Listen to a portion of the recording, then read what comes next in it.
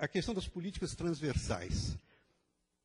Hoje em dia, não se pode mais entender que uma política de desenvolvimento urbano deixe de considerar inter-relações entre os vários fatores que estão conduzindo o planeta para até da impossibilidade da continuidade da vida humana, pelo menos, nele. Então, essa questão ambiental, hoje está muito reconhecida, e nós aprovamos, em 2009, a primeira lei, que é a Política de Mudanças Climáticas. Já tem agora uma lei federal, já tem uma lei, a federal ainda não tem, tem estadual, tem municipal, estamos aguardando a federal. Mas, enfim, hoje há uma grande consciência pública, né, da importância desse tema. Muito bem. É uma política transversal, porque cuida do automóvel, do gás carbônico, né, expelido pelos escapamentos, cuida dos lixos, o gás metano que ali é produzido, que também é poluente. Então, a política de mudança climática leva em conta lixo, leva em conta os meios de transporte, leva em conta, enfim, vários fatores que conduzem para manter o problema e, portanto, para também encontrarmos a solução. Isso a gente chama de política transversal.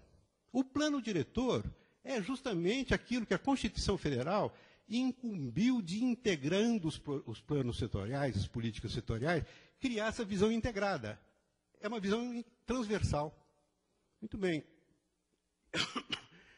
Nós estamos ainda longe, né, de conseguirmos ir integrando.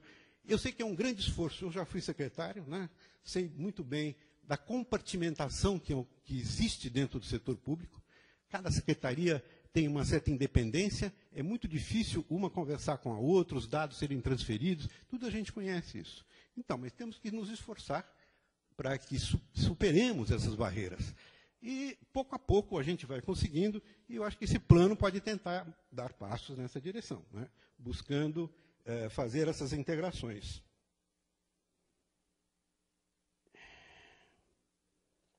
Bem, deixa-me ver se temos mais algum ponto aqui importante. Bem, essa questão, então, das respostas mais aprofundadas que tratem, de amplificar, aprofundar cada uma dessas questões tratadas, eu lembro a vocês que vocês encontrarão no meu site. É claro que no debate que possamos ter daqui a pouco, eu possa também me referir a cada uma e aprofundar alguma questão. Obrigado.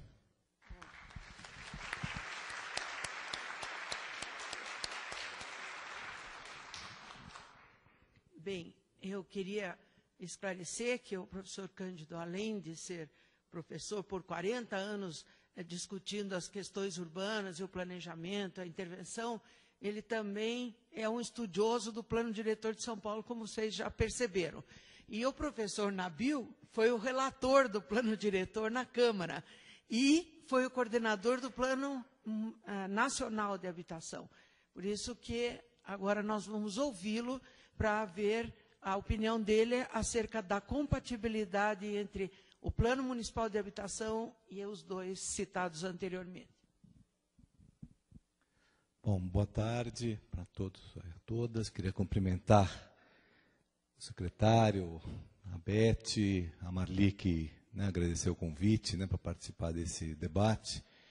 Me desculpar aqui pelo atraso, que eu quero até citar, foi motivado por duas razões que merecem serem citadas. Em primeiro lugar, eu estava no velório do arquiteto Alfredo Paisani, que faleceu no dia de ontem, e que é uma pessoa extremamente importante, os mais jovens talvez não conheçam, foi o fundador do Sindicato dos Arquitetos e um dos principais formuladores do projeto Zezinho Magalhães, bastante conhecido por todos em Cumbica, projeto do Artigas.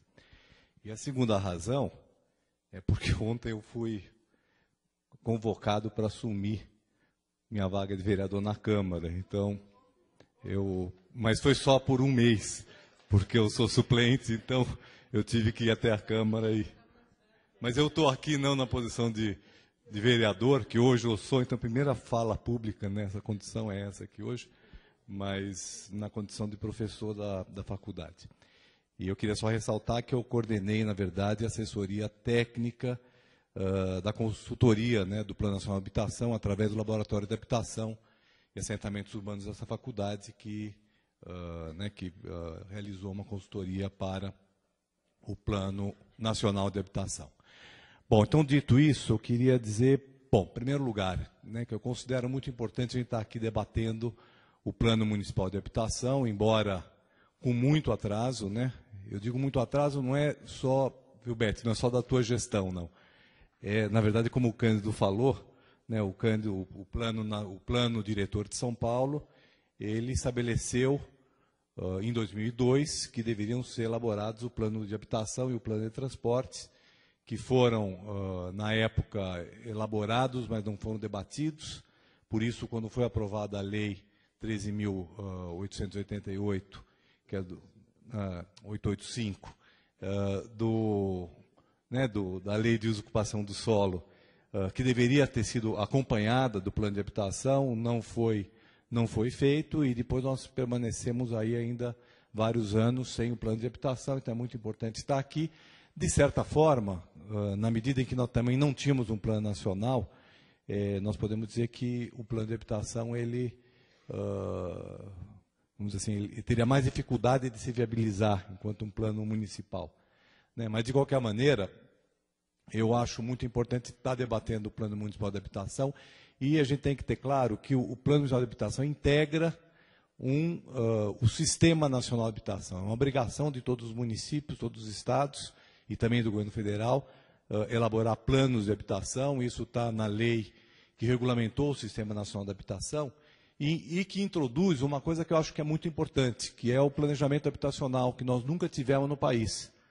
Nós nunca tivemos um planejamento habitacional porque, na verdade, nós sempre tivemos programas, né, programas de habitação. Mesmo na época do BNH, que era talvez o momento que mais se teve recursos para produzir habitação no país, e até se falou, né, no Plano Nacional, na época se falava, né, do Plano de Habitação Popular, ele, na verdade, não era um plano como nós entendemos hoje, que trabalha com longo prazo, que trabalha com previsão de recursos. Ele era muito mais um programa do que um plano.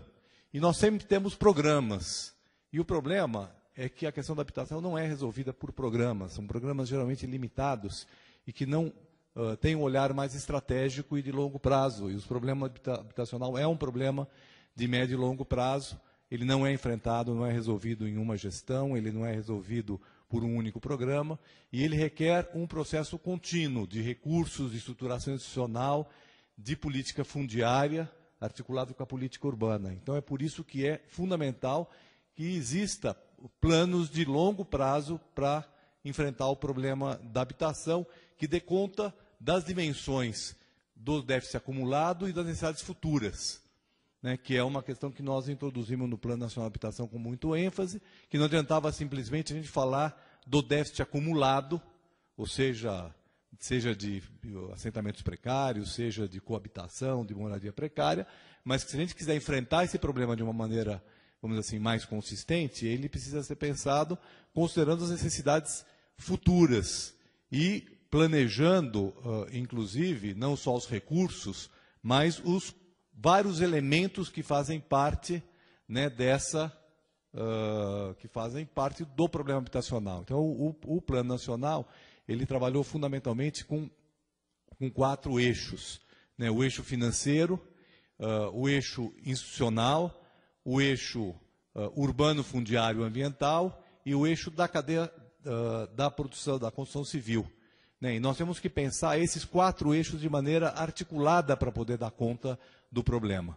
Então, uma das críticas, inclusive, que nós fizemos ao programa Minha Casa Minha Vida, que o programa Minha Casa Minha Vida, ele, embora tenha absorvido parte das propostas do Plano Nacional de Habitação, não absorveu todas, foi que se deu uma ênfase muito grande para a questão financeira, colocando, inclusive, recursos, uma quantidade de recursos equivalentes ao cenário mais positivo que se esperava na época. Hoje, se ele for executado efetivamente, nós vamos superar os 2% em termos de recursos do governo federal, né, chega a aproximadamente 2,3%, né, do OGU destinado à habitação, ao subsídio habitacional, não financiamento, mas ele não dá conta dos demais eixos. Agora, lembrando que os demais eixos, o papel do governo federal é muito menor e é muito maior o papel de estados e municípios, né? Particularmente um tema que o professor Cândido se referiu muito corretamente, não vou repetir as questões que ele levantou, que eu concordo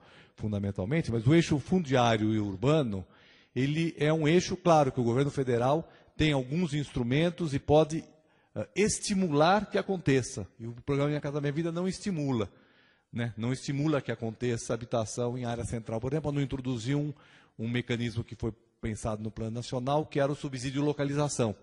Mas ele tem esse papel de estímulo. Ele não tem, porque, na verdade, quem aprova os projetos e quem determina onde os projetos devem ser realizados dentro da cidade são os municípios. E nesse sentido, né, os planos municipais precisam trabalhar fortemente, e aí nesse sentido muito articulados com os planos diretores, aonde essa habitação vai ser produzida, né? Aonde a habitação nova vai ser produzida. Estou falando aqui de habitação nova.